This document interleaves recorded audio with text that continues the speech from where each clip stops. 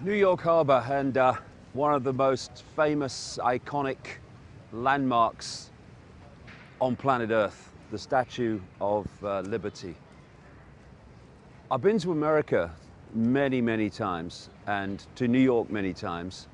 And I love the place, basically. I don't like everything about it, but I love coming here, and I've always gotten very well with many of the people, most of the people that I've come across. But coming this time, as soon as I landed in America, in San Francisco, through to Cleveland and down to New York, I've just felt a different America, a much more anxious America, a more fearful America, and certainly walking around New York City with the protests at Wall Street and everything, it is a very much more than ever before police state America. When I first came here in the 1990s, I was taken aback by the number of police with guns that there were, and park police that carried guns, and it's like, what's going on? But that was as nothing compared with the police state that America is becoming. Indeed, the world is becoming, but America is certainly leading the way.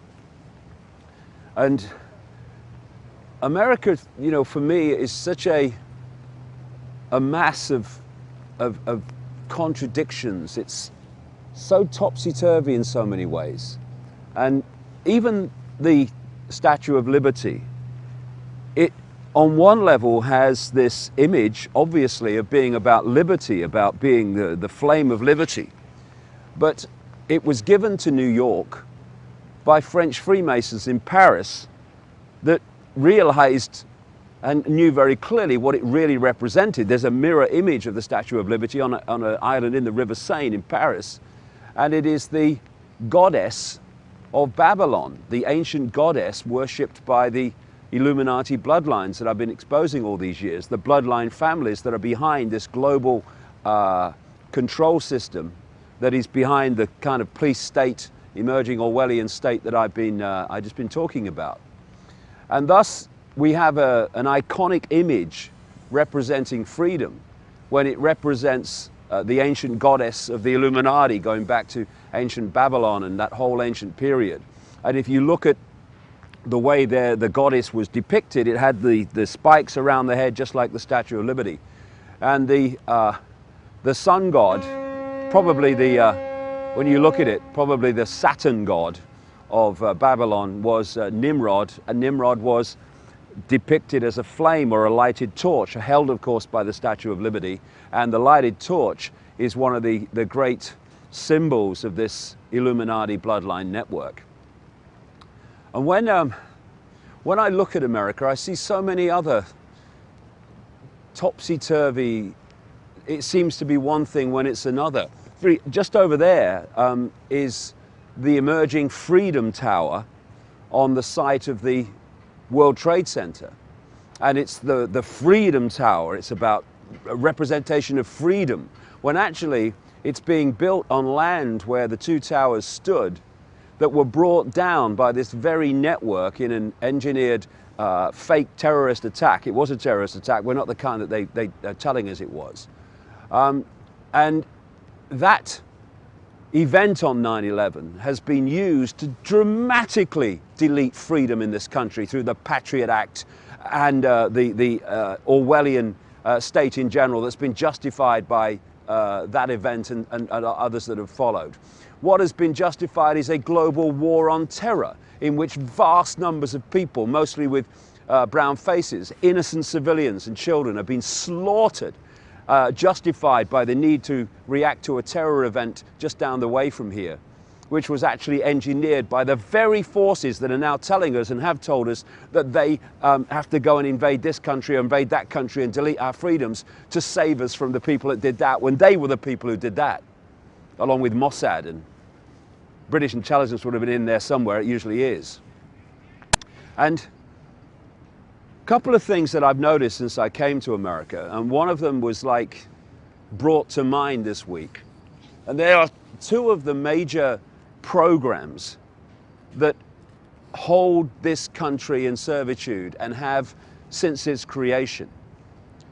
One is the the God program, where, of course, the early settlers were the Puritans, you know, the Puritans, no laughing, no dancing, no music, no nothing. And that religious program, starting in the early days, right at the start, has come through and dominates the psyche of so many people in this country. It saddens me. I mean, people might not like this, but, you know, speak your truth and take it as you will.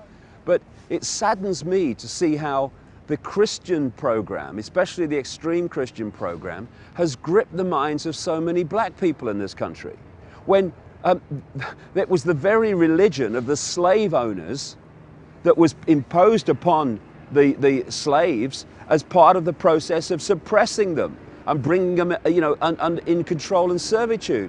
And now I see evangelical black ministers and preachers who seem to have learned the art of preaching from the same preacher school, because they all deliver it in the same way, that are Bible bashing and bashing a religion and promoting a religion that helped to enslave the people that were brought over from Africa and so on. I find that so sad, that the control system of the slave owners has been taken over by the people that come from the former slaves.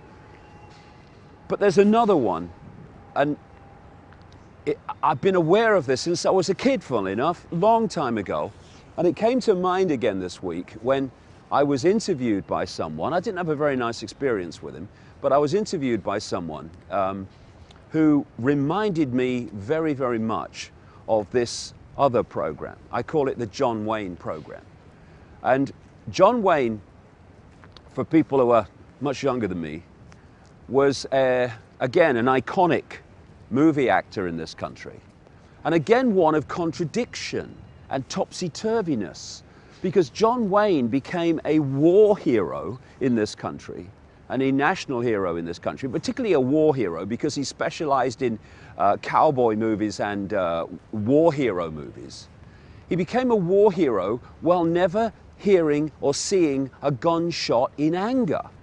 While the young people of America were the other side of this ocean, getting killed and killing others in real combat, things like the D-Day landings and so many other combats in Europe in the Second World War. John Wayne was on a movie set in Hollywood having makeup put on before his next scene. And yet he became the symbol of America, as so many people have been programmed to see America. And this is very, very, very important, I would suggest, to so much that's been allowed to happen, and so much that has happened, justified and supported by this John Wayne mentality I'm talking about. John Wayne played basically one character in different situations, usually with a cowboy hat on or a military uniform. He was the good guy. This was the persona. He was the tough, strong, tough guy, but with a heart of gold. He was the man who was coming in, the tough, heart of gold, man of justice and fairness, who was coming in to sort out the bad guys. And that, take that to what we're seeing today, and what we've seen decade after decade after decade. Because I hear American politicians and other people in America talk about America standing for peace. America does not stand for peace. Vast numbers of Americans do, individually. But as a country, as a unit, it does not stand for peace. If you put into Google American wars since 1776, and you look at the list of them to present day, it is absolutely staggering. And far from being a government, a military of peace, it's been one of slaughter on an unbelievable scale, one of slaughter of the innocent and acquisition of resources and countries as a result of the slaughtering of the innocent. And this has been justified by the John Wayne mentality. I mean, you just look You know, go into the internet or something and look at the Obama speeches justifying the pepper bombing of Libya and sending NATO in there, dominated by the American military, the American Air Force. And you will see a John Wayne speech. This is America. We're a country of peace. We don't go into war lightly. But yes, you do, and have done decade after decade after decade. How has this been justified, and how has so many people explained it away and supported it? Because just as Obama justified the slaughter in Libya, it's been basically, we are America, brackets John Wayne. We are the tough guy. We have the big military and we're the biggest military in the world, but we have a heart of gold. We only want to help people. We only want to protect civilians from these bad guys. We're going in there to sort the bad guys out. Oh, if only John was here now. He is. John Wayne was supposed to have died in 1979. The program that is John Wayne, that is such a, still today, a massive manipulator of the national psyche and the national perception and self-identity of America, is still there, almost as powerful as ever. Instead of going in with his gun and his cowboy hat and going in, you know, is it the Green Berets and all that stuff? The Green Berets was a John Wayne film. You know, go into YouTube and put the Green Berets in, and you'll see the title music sung by apparently a Green Beret, and you'll see the most sickening, grotesque, ridiculously inaccurate portrayal of Green Berets that you'll ever come across. Because this is what it is, you see. I still see it today. I see this, oh, he's a Navy SEAL, he's a Green Beret, he's a Marine. They kill people, don't they? Don't they kill people?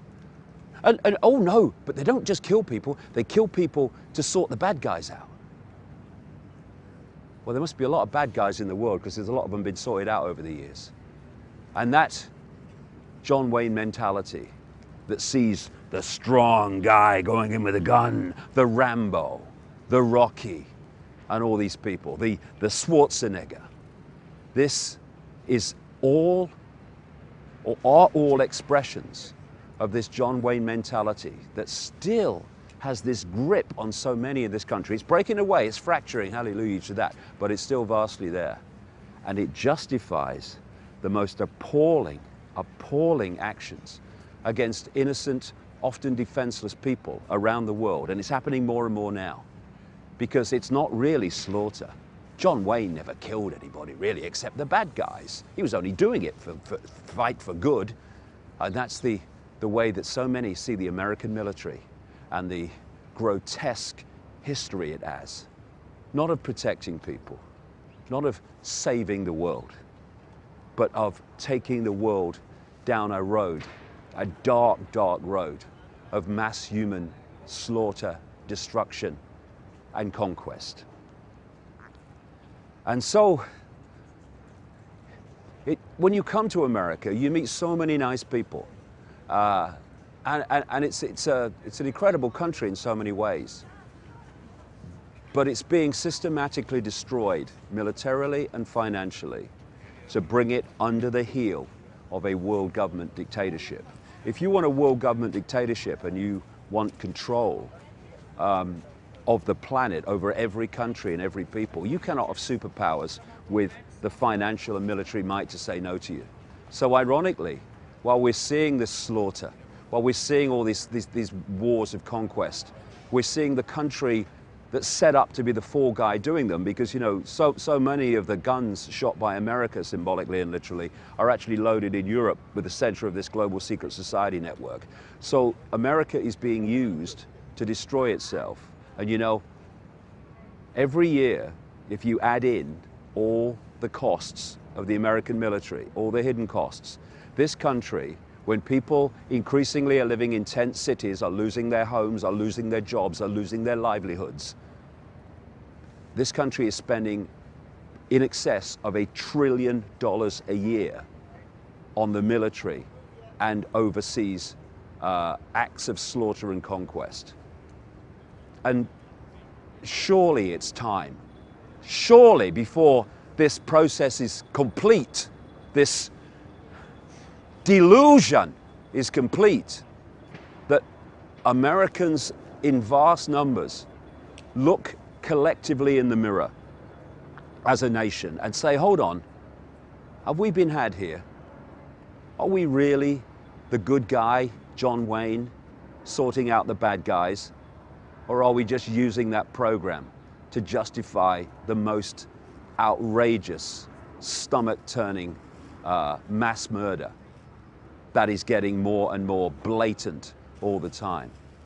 Because until these programs, the God program and the John Wayne program, are deleted and diluted, so many Americans will go on being manipulated to support action that ironically is designed to destroy the country they think they stand for, and to destroy the economy and the military that they thought was the strongest in the world.